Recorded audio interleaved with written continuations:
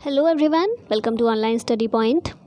Economics में हम पिछले 2-3 लेक्चर से बैंकिंग के बारे में पढ़ रहे हैं। लास्ट लेक्चर आरबीआई के बारे में था, तो अभी बैंकिंग का मिसलेनियस है, ये विविध है। बैंकिंग के जो भी छोटे मोटे यहाँ वहाँ के क्वेश्चन बच रहे थे उन सभी को इस वीडियो में कवर किया गया है। तो वीडियो को ज़रूर एंड तक देखिएगा और पसंद आए तो लाइक एंड शेयर भी ज़रूर कीजिएगा। चलिए शुरुआत करते हैं। पहला प्रश्न है हमारा, बैंक इनमें से कौन कौन सी सेवाएं प्रदान करते हैं। तो बैंक मेन कौन सी सेवाएं? प्रत्यक्ष सेवाएं? नहीं। केंद्रीय सेवाएं? नहीं। कौन सी? वित्तीय सेवाएं। तो बैंक कौन सी सेवाएं प्रदान करते हैं? ये होगा वित्तीय सेवाएं। नेक्स्ट क्वेश्चन है, भारत की बैंकिंग प्रणाली के संदर्भ में NEFT यानी कि नेफ्ट का पूर्ण रूप क्या है।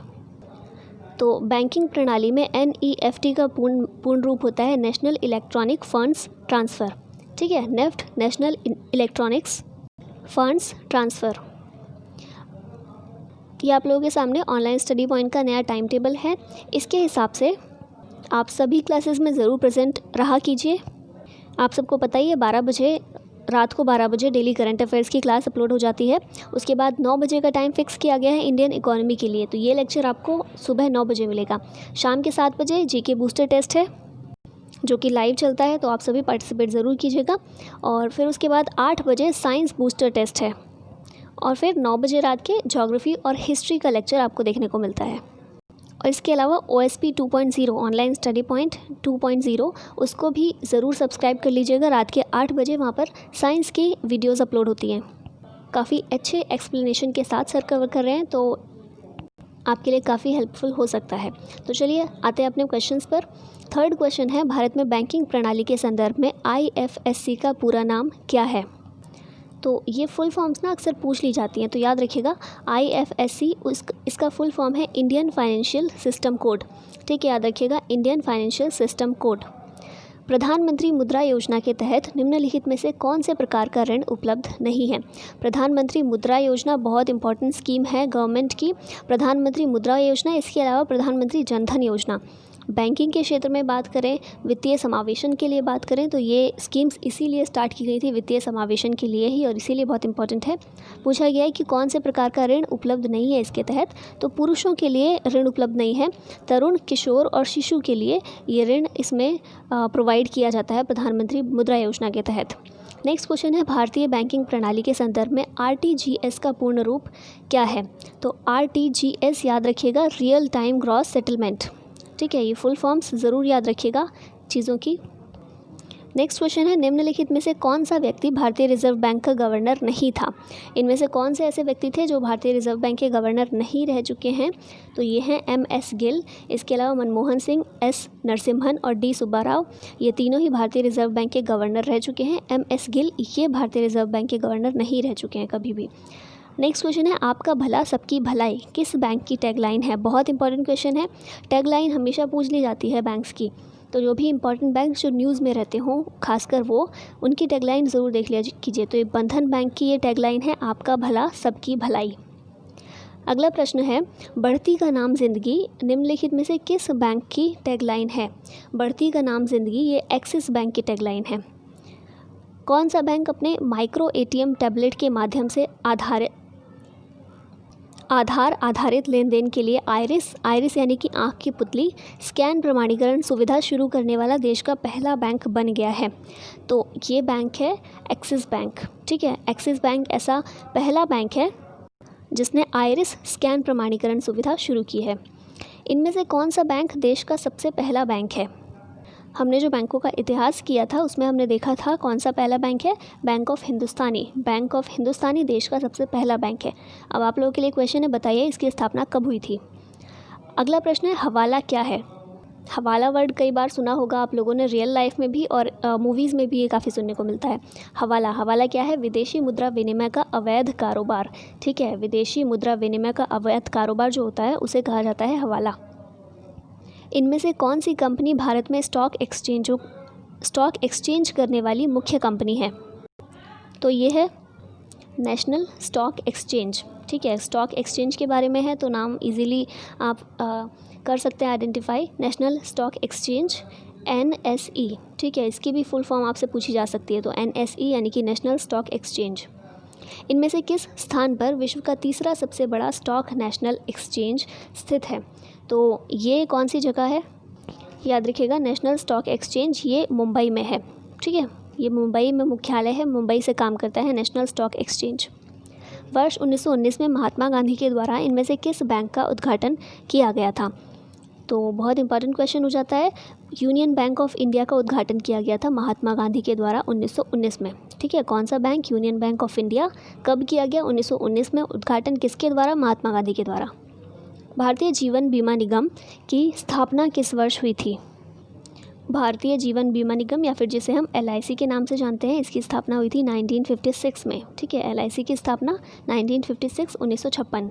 इनमें से कौन सी नियमन बीमा कंपनी है? तो ये कंपनी है IRDA। नियमन बीमा कंपनी, इससे क्या मतलब है? नियमन बीमा कंपनी यानी कि जितनी भी बीमा कंपनी है, जैसे कि अभी हमने देखा LIC एक बीमा कंपनी है, तो जितनी भी बीमा कंपनीज़ हैं उनका नियमन करने वाली कंपनी कौन सी है? तो वो है IRDA। किस वर्ष नाबार्ड की स्थापना हुई थी?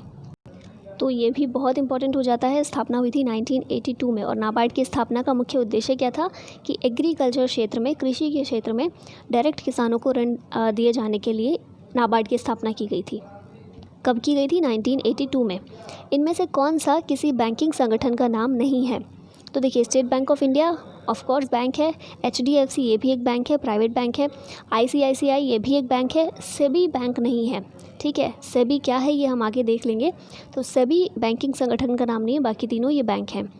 राष्ट्रीय आवास बैंक, जिसे NHB भी कहा जाता है, भारतीय रिजर्व बैंक यानी कि RBI की पूर्ण स्वामित्व वाली सहायक कंपनी को निम्नलिखित कार्यों में से किसके अंतर्गत स्थापित किया गया था?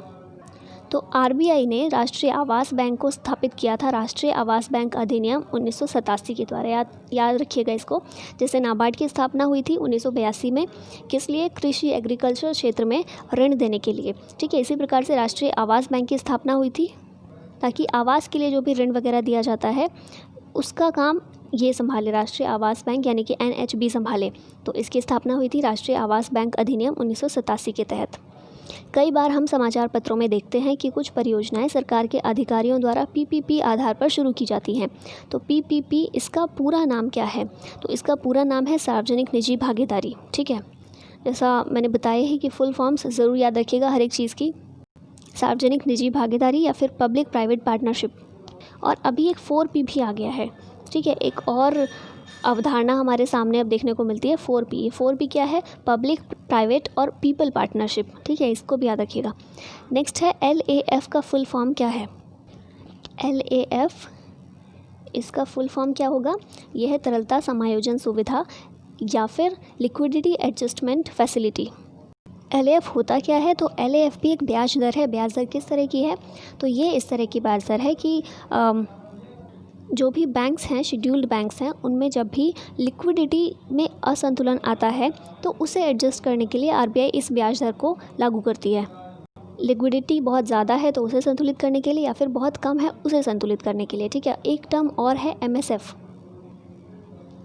MSF आप में से शायद किसी ने पूछा भी था कि इसका मतलब क्या है। MSF यानी कि मार्जिनल स्टैंडिंग फैसिलिटी। ये एक तरह से रेपो रेट ही होता है, लेकिन फ़र्क इसमें बस इतना होता है कि MSF के अंतर्गत जब भी बैंक को बहुत ज़रूरी लोन की ज़रूरत पड़ जाती है, जैसे कि बैंक के पास बहुत सारे ऋण लेने के लिए लोग आ रहे हैं, लोन लेने के लिए आ रहे हैं, तो बैंक के पास पैसे की कमी पड़ गई, तो बैंक को अब RBI से पैसा चाहिए। तो रातों रात जब RBI से पैसा चाहिए या फिर बहुत जल्दी में पैसा चाहिए, है ना, टाइम नहीं है बैंक के पास, बैंकों को पैसा चाहिए RBI से, तो उस समय पर जो ब्याज की दर होती है उसको कहा जाता है MSF। ठीक है, नेक्स्ट क्वेश्चन है, टीज़र लोन की दरें क्या होती है? टीज़र लोन की दरें किसे कहा जाता है? तो जब भी आरंभिक अवधि में ब्याज की निम्न दर होती है जो बाद में बढ़ जाती है, तो इसे कहा जाता है टीज़र लोन। ठीक है, स्टार्टिंग में ब्याज की दरें निम्न होंगी और धीरे धीरे बाद में वो बढ़ जाएंगी, तो इस लोन को कहा जाता है टीज़र लोन। IRDA इनमें से किस क्षेत्र से संबंधित है? तो मैंने बताया ही IRDA किससे संबंधित है, पहले भी क्वेश्चन हमने देखा है, तो ये बीमा से संबंधित है। बीमा को नियमित करने के लिए, बीमा कंपनी जितनी हैं उन्हें नियमित करने के लिए IRDA की भूमिका महत्वपूर्ण होती है। नेक्स्ट क्वेश्चन है, भारत की अग्रणी ई-कॉमर्स फ्लिपकार्ट के अधिग्रहण के लिए किस कंपनी ने डील को पूरा किया है? यानी कि जो हमारी ई-कॉमर्स कंपनी थी फ्लिपकार्ट, उसको किसने उसका अधिग्रहण किया है? तो आपने ये न्यूज़ में जब था सुना ही होगा, वॉलमार्ट के द्वारा फ्लिपकार्ट का अधिग्रहण कर लिया गया। IBBI की स्थापना किस वर्ष हुई थी? IBBI यानी कि insolvency and bankruptcy board of India, इसकी स्थापना हुई थी 1 अक्टूबर 2016 को। और insolvency and bankruptcy code of India IBBI, इसकी स्थापना की ज़रूरत क्यों पड़ी? क्योंकि बैंक्स जो NPA की समस्या झेल रहे थे, और अभी भी हमने देखा बहुत सारे बैंक्स जो हैं डूबने के कगार पर आ गए थे, है ना, NPA की समस्या की वजह से। तो उस समस्या को ना आने दिया जाए, ऐसी सिचुएशन ना आने दी जाए, और अगर आई है तो उसे किस तरह से उससे निपटा जाए, जो बैंक बर्बाद होने की स्थिति में ना आए। तो इसीलिए इसकी स्थापना हुई थी 1 अक्टूबर 2016 को, बहुत ही रिसेंट का ही है। NPA के बारे में आप सबको आई होप पता ही होगा। NPA यानी कि नॉन परफॉर्मिंग एसेट्स, और ऐसे एसेट्स होते हैं, मतलब बैंक साधारण भाषा में समझें तो बैंक लोन देती है लोगों को, और लोग कौन से बड़े बड़े, मतलब लोन ऐसा नहीं कि 10,000 का 50,000 का लोन, बड़े बड़े लोन्स जो होते हैं बिजनेसमैन्स लेते हैं। तो लोन जो बैंक के द्वारा दिया जाता है वो बैंक को वापस ना मिलना निर्धारित समय पर, एक टाइम फिक्स करके होता है ना कि इतने टाइम के लिए लोन दिया जा रहा है, तो उस निर्धारित समय के 90 दिनों तक भी लोन वापस ना मिलना बैंक को, तो फिर वो जो लोन होता है उसे NPA की कैटेगरी में डाल दिया जाता है कि अब नॉन परफॉर्मिंग एसेट है। ठीक है, नेक्स्ट क्वेश्चन है, दिवाला और दिवालियापन संहिता लोकसभा द्वारा कब पारित किया गया था? ये कुछ अलग नहीं है, इंसॉल्वेंसी एंड बैंक्रप्सी कोड के बारे में ही पूछा गया। जैसे कि ये क्वेश्चन था ना, IBBI यानी कि insolvency and bankruptcy board of India, तो ये बोर्ड स्थापित किया गया था 1 अक्टूबर 2016 को, और ये कोड लोकसभा के द्वारा पारित किया गया था, संहिता पारित की गई थी। दिवाला और दिवालियापन संहिता यानी कि insolvency and bankruptcy code of India Lok Sabha के द्वारा पारित की गई थी 5 मई 2016 को। ठीक है, और फिर 1 अक्टूबर 2016 को ही IBBI की स्थापना कर दी गई थी। इनमें से किस अधिनियम के तहत एक पेमेंट्स बैंक को पब्लिक लिमिटेड कंपनी के रूप में पंजीकृत किया जाता है? तो आंसर क्या होगा इसका? तो इसका सही आंसर है कंपनी अधिनियम 2013 के तहत। ठीक है, एक पेमेंट्स बैंक को पब्लिक लिमिटेड कंपनी के रूप में कंपनी अधिनियम 2013 के अंतर्गत पंजीकृत किया जाता है। राष्ट्रीय कंपनी कानून अपीलीय न्यायाधिकरण यानी कि NCLT, national company law tribunal, ये एक किस प्रकार का निकाय है? तो ये एक न्यायिक निकाय है। ठीक है, जितनी भी कंपनीज़ या बैंक कंपनी अधिनियम के अंतर्गत आते हैं, उन सभी से रिलेटेड जो भी विवाद होता है, जो भी न्यायिक मुद्दा होता है, उसको NCLT के पास लेकर जाया जाता है। क्योंकि अगर हर एक मुद्दे को कोर्ट के पास लेकर जाएंगे, सुप्रीम कोर्ट या हाई कोर्ट के पास लेकर जाएंगे, तो उनका बोझ वैसे भी बहुत है और बढ़ जाएगा। तो इसीलिए NCLT की स्थापना की गई थी। ठीक है, और ये एक तरह का न्यायिक निकाय है। अब पूछा गया नेशनल कंपनी लॉ ट्रिब्यूनल, या फिर जो अभी हमने ये देखा राष्ट्रीय कंपनी कानून अपीलीय न्यायाधिकरण, इसको कब गठित किया गया था? तो इसको भी बहुत ज़्यादा लेट नहीं गठित किया गया, रिसेंट का ही है। 1 जून 2016 को इसकी स्थापना हुई थी।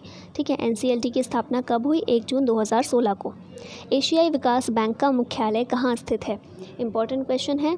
एशियाई विकास बैंक या फिर एशियन डेवलपमेंट बैंक ADB, इसका मुख्यालय है मनीला, फिलीपींस में। नेक्स्ट क्वेश्चन है, नेशनल इन्वेस्टमेंट बोर्ड यानी कि NIB का मुख्यालय कहाँ स्थित है? तो नेशनल इन्वेस्टमेंट बोर्ड, इसका मुख्यालय है हेलसिंकी, फिनलैंड में। ब्रांड फाइनेंस द्वारा किए गए सर्वेक्षण के अनुसार कौन सा बैंक भारत का सबसे विश्वसनीय और सबसे लोकप्रिय बैंक है? रिसेंट का ही है ये। तो इसके अनुसार यानी कि ब्रांड फाइनेंस के अनुसार कौन सा बैंक भारत का सबसे विश्वसनीय और सबसे लोकप्रिय बैंक है? तो ये है SBI, state bank of India. ठीक है, तो स्टेट बैंक ऑफ इंडिया ये भारत का सबसे विश्वसनीय और सबसे लोकप्रिय बैंक है।